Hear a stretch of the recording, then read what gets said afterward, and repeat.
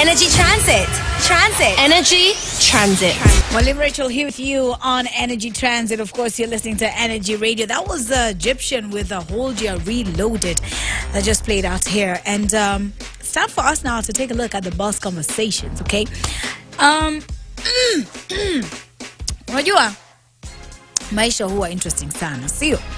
Na we are not all born the same. We are not all given the same capabilities. We're just not all the same. But one thing that unifies all of us is that we've got life. And life is very, very important and very, special. And so long as you are alive and you are living your life, then you are the boss of your life. And you are definitely a boss, okay? So the boss conversation is not just looking at entrepreneurs. Wewe ambaye hata labda unasema, okay, mimi sina kazi, am I really a boss also? Yes, you are, by virtue of being alive, and you make decisions every day that affect your life, whether negatively, whether positively. You are a boss, okay? And today, I want us to take a look at a young man who, if you were to meet, you'd probably ask yourself so many questions like, anaishi vipi? Ana survive vipi? Some basic things that we can do. Anaweza fanya kweli? Because this young man was born without arms and relied solely on listening in class ili akaweze kufanya mtihani. Now, his name is Juma. Now, huyu kijana amezaliwa kule Trans Nzoia County. Anaitwa Samuel Juma. Samuel Juma alizaliwa bila mikono.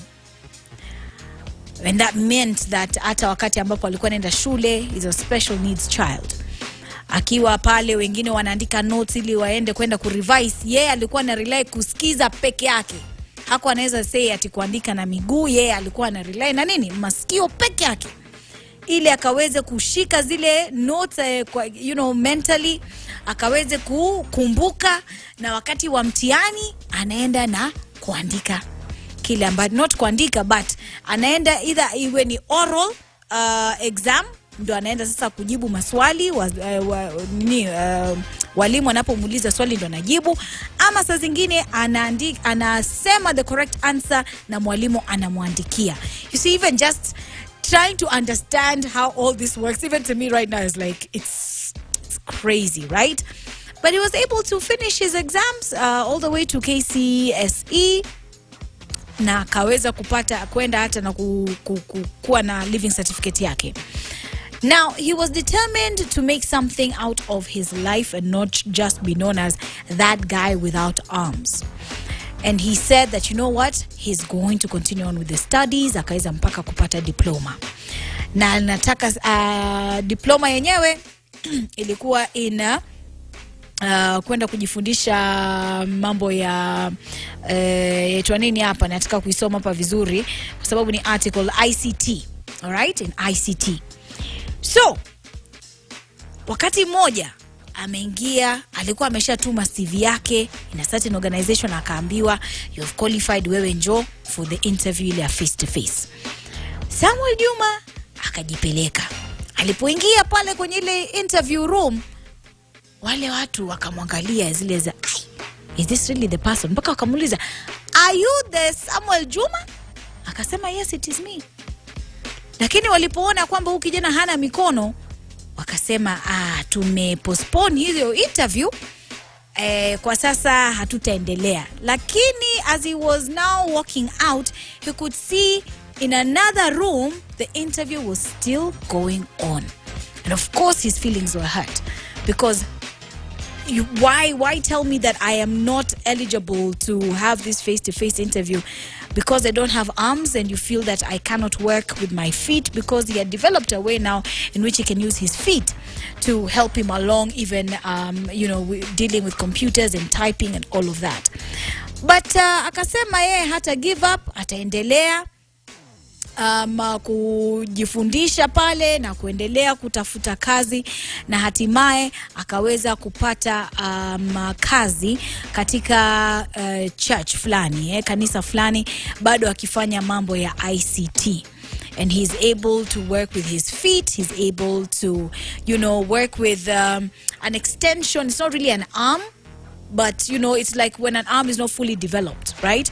And he's using anything that he can use in order for him to get the job done.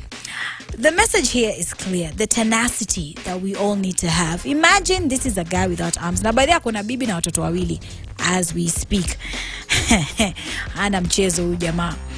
Kama huyu kijana kwa jina Juma anaweza kufanya kazi, kutumia miguu yake, kutumia vyombo vingine ili kumwezesha yeye get the job done at the end of the day. Surely sisi wengine ambao labda tuna mikono, tuna miguu, tuna ubongo, tuna kila kitu, tuasema hakuna makazi, mimi nitakaa niende pale kwa ile jobless corner tu nikichill, nikiangalia watu wengine wakifanya kazi zao. What excuse do we have, And I'm not just saying this to make you feel bad about your life. Not at all. We all have different challenges. That's why I started by saying we're not all born the same, right? But can this story and many other stories of many other people who are not, who don't look like us, who don't have all their arms, their limbs and everything, but are still doing exemplary work out here. Let that challenge us to go out there. Let's work with our hands.